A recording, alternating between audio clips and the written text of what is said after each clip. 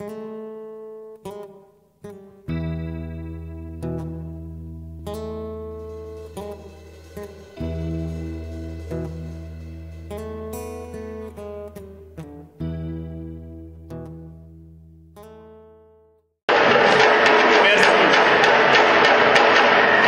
beaucoup.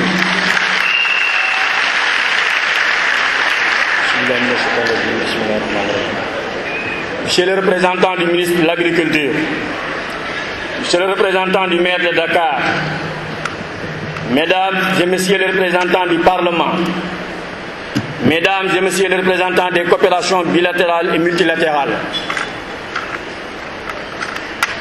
Mesdames et Messieurs les représentants des collectivités locales, Monsieur le représentant du Conseil économique et social, Monsieur le représentant des ONG nationales et internationales, Mesdames et Messieurs les représentants des ministères, directions, agences, institutions techniques et d'enseignement du Sénégal, Mesdames et Messieurs les représentants des projets et programmes nationaux, Mesdames et Messieurs les représentants des institutions financières, Mesdames et Messieurs les représentants du secteur privé, Mesdames et Messieurs les représentants des organisations de la société civile, Mesdames et Messieurs les représentants des organisations paysannes d'Afrique et du monde, je veux citer des pays comme le Mali, le Burkina Faso, le Bénin, la Côte d'Ivoire, la Gambie, la Guinée-Bissau, la Guinée-Conakry, la Sierra Leone, le Niger, le Nigeria, le Libéria, le Ghana, le Togo et le Bénin. Je voudrais aussi citer les pays de l'Afrique centrale, notamment le Cameroun, qui sont dans Propac. Je voudrais citer aussi le Gabon. Mesdames et Messieurs les membres des fédérations affiliées du CNCR, Mesdames et Messieurs les membres du comité de pilotage du forum, Mesdames et Messieurs les représentants de la presse, chers invités, je voudrais tout d'abord vous souhaiter, au nom du Conseil national de concertation et de coopération des ruraux du Sénégal, la bienvenue à ce forum international dont le thème est comment les exploitations familiales peuvent-elles nourrir le Sénégal. Je voudrais ensuite adresser mes sincères remerciements au ministre de l'Agriculture et à travers lui, Monsieur le Président de la République du Sénégal et à l'ensemble du gouvernement. Merci, Monsieur le représentant du ministre, d'accepter de présider cette cérémonie d'ouverture du forum. Je joins à ces remerciements tous ceux qui ont soutenu techniquement ou financièrement l'initiative du CNCR, ainsi que tous les participants qui ont répondu à l'initiative du CNCR pour sans doute apporter leur contribution au débat qui vont avoir lieu durant ces 3 jours. Je voudrais enfin exprimer toute ma reconnaissance à l'ensemble des structures et personnes physiques, membres du comité de pilotage qui ont accompagné le CNCR dans la préparation de ce forum. Monsieur le représentant du ministre, Mesdames et Messieurs, le CNCR a depuis sa création en 1993 placé les exploitations familiales rurales au cœur de son action et a œuvré pour les politiques agricoles et de développement rural, créer les conditions nécessaires à leur promotion. Ce soir n'a rien de passéiste. Il s'explique par l'importance du rôle actuel et potentiel des exploitations familiales agricoles dans la sécurité alimentaire des Sénégalais, dans la gestion des ressources naturelles, dans la construction d'économies locales et régionales diversifiées et créatrices d'emplois, et plus largement dans la réalisation des équilibres sociaux, territoriaux et politiques de notre pays. Durant les 30 dernières années, les exploitations familiales rurales ont dû faire face à de multiples changements qui ont transformé leurs conditions de production et d'existence. Il s'agit notamment des politiques d'ajustement structurel, de la libéralisation économique, de l'ouverture des marchés, mais aussi de la dégradation des ressources naturelles et de l'effet des changements climatiques en général. Elles ont fait globalement preuve d'une remarquable capacité d'adaptation face à ces changements, par exemple en valorisant les opportunités offertes par les marchés, en diversifiant leur production et leur activité, mais aussi en se tournant vers l'immigration, etc. Force est cependant de constater que les conditions de production et d'existence de nombreuses familles se sont dégradées, comme en témoigne la forte incidence de la pauvreté en milieu rural, notamment grâce à la conviction forte et à l'engagement sans relâche des membres, hommes et femmes, du mouvement paysan sénégalais et africain. Des progrès significatifs ont eu lieu dans la reconnaissance par les pouvoirs publics du rôle des exploitations familiales agricoles et de leur organisation tant au niveau national que sous-régional.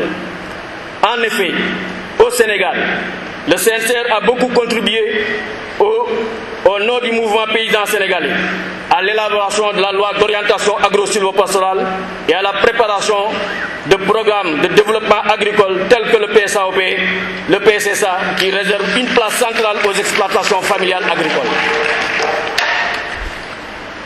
Et à leurs organisations et qui visent une amélioration des conditions de production et d'existence en milieu rural.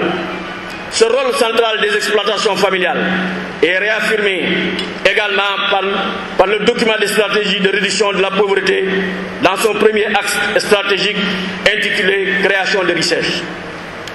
Dans la sous-région de l'Afrique de l'Ouest, le repas a plaidé pour que les politiques agricoles de l'UEMOA et de la CEDEAO puissent s'appuyer principalement sur les potentialités de l'agriculture familiale, qui est la forme d'agriculture la plus répandue et qui mobilise le plus grand nombre d'actifs dans nos pays. Ces évolutions positives ne doivent pas cependant occulter le fait que les avancées restent limitées et qu'elles peuvent être remises en cause. En effet, de nombreux changements continuent à s'opérer dans le contexte économique et institutionnel des exploitations familiales et sont porteurs d'incertitudes et de menaces. Il s'agit notamment des incertitudes sur l'issue des négociations de l'OMC et des APE, sur l'atteinte des objectifs du millénaire pour le développement qui a pris un très important retard, sur la consolidation générale aussi d'un discours et de pratiques qui valorisent l'entrée de l'agrobusiness dans les productions agricoles. Ce qui, si on n'y prend pas garde, pourtant pourrait malheureusement tendre à disqualifier nos exploitations familiales. Monsieur le représentant du ministre, Mesdames et Messieurs, la crise de 2008 a révélé de façon brutale la précarité de la situation alimentaire au Sénégal, en Afrique et dans le monde. La forte hausse du prix des produits alimentaires a frappé durement les populations des pays en développement et en particulier les familles rurales et urbaines les plus pauvres. Les options prises par les États pour éviter que de réels drames ne se reproduisent plus sont à cet égard à la fois encourageantes et préoccupantes. Au Sénégal, le CNCR se réjouit de la souveraineté alimentaire pour laquelle il a beaucoup milité et depuis longtemps soit désormais une priorité de l'action publique. En effet, l'État du Sénégal s'engage à travers la loi d'orientation agro-silvopastorale promulguée en 2004 à œuvrer pour l'atteinte à moyen terme d'un niveau de sécurité alimentaire qui garantisse la souveraineté alimentaire du pays. Article 5. Néanmoins, il faut regretter les retards observés dans la mise en œuvre de cette loi qui a été élaborée dans le cadre d'un processus itératif associant l'ensemble des acteurs concernés. Le CNCR se réjouit également que l'État du Sénégal ait décidé d'investir davantage dans l'agriculture à travers la subvention des intrants et du matériel agricole et du prix du producteur même s'ils pensent que des améliorations doivent être apportées dans l'approche pour parvenir à une plus grande efficacité à cet appui.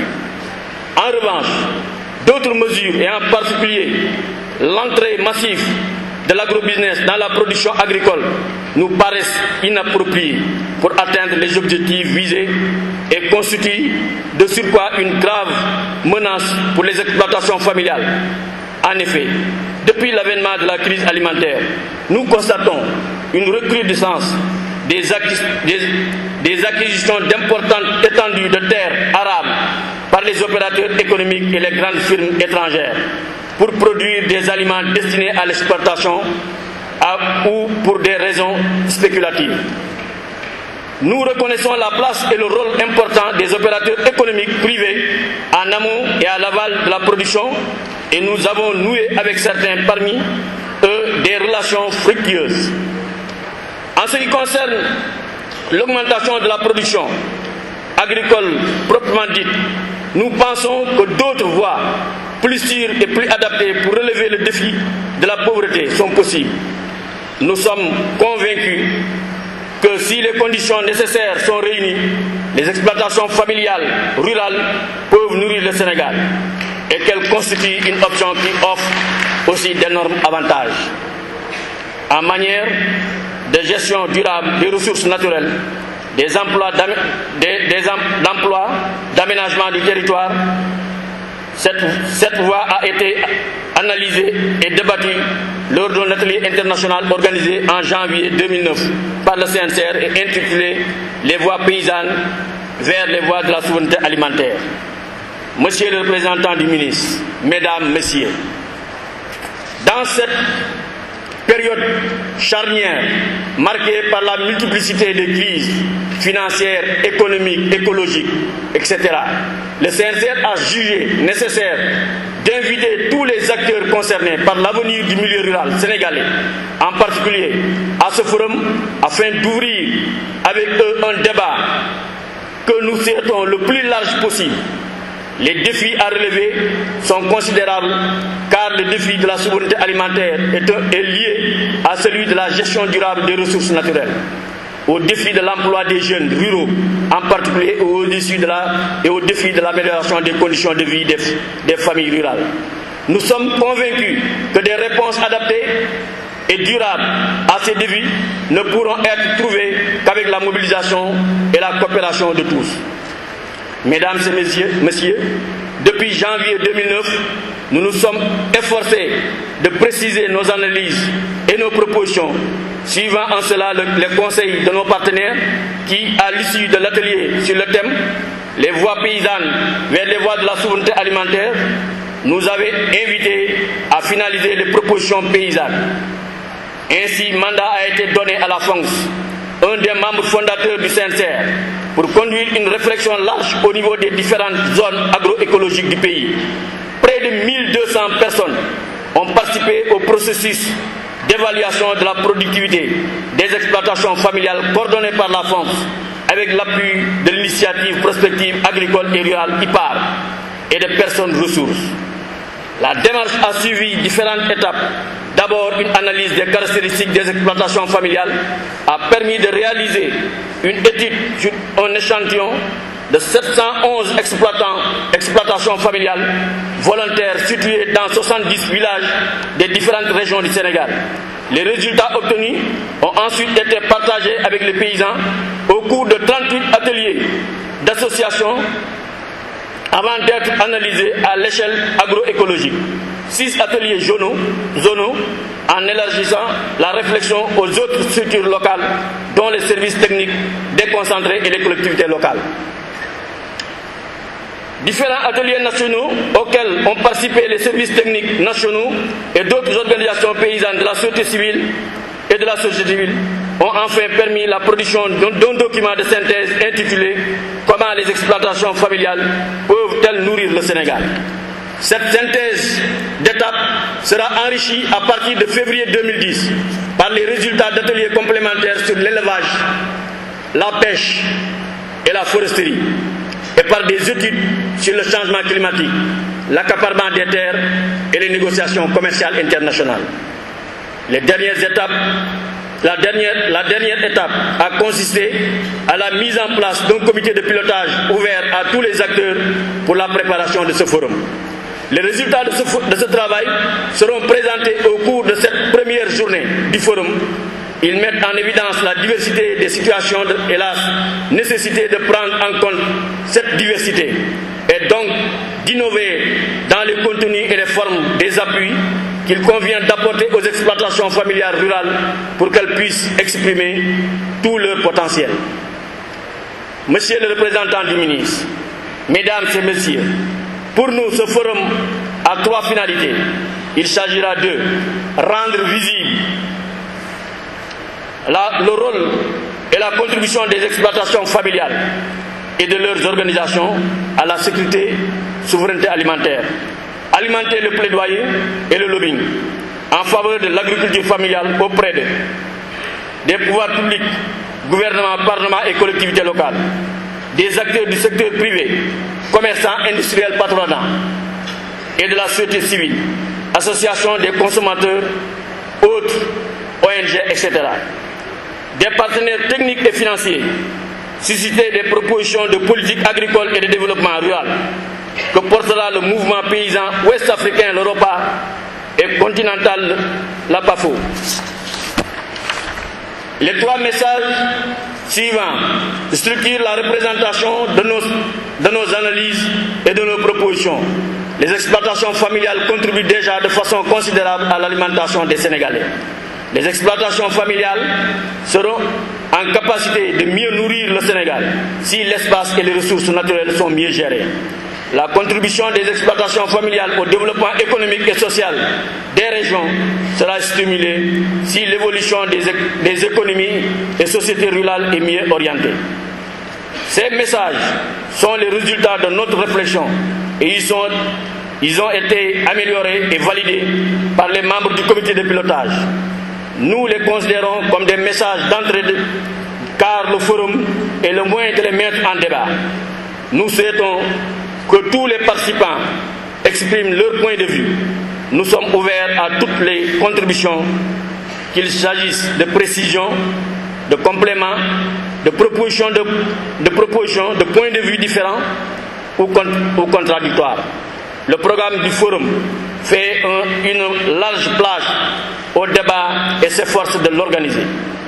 Monsieur le représentant du ministre, Mesdames et Messieurs, nous vous invitons à contribuer activement aux différentes activités du forum, que nous voulons participatives, constructives, afin que nous en ressortions avec des stratégies efficaces qui permettent aux exploitations familiales d'être dans les conditions idéales pour remplir pleinement leur mission. Nous ne saurons terminer notre propos sans rendre un hommage appuyé aux partenaires du CNCR et de la FONGS pour leurs engagements et leur soutien. Avec vous, nous avons tissé un partenariat et des alliances fécondes qu'il convient de renforcer et d'amplifier. Le CNCR et la FONGS vous renouvellent leur disponibilité à poursuivre dans cette direction. Merci de votre aimable attention.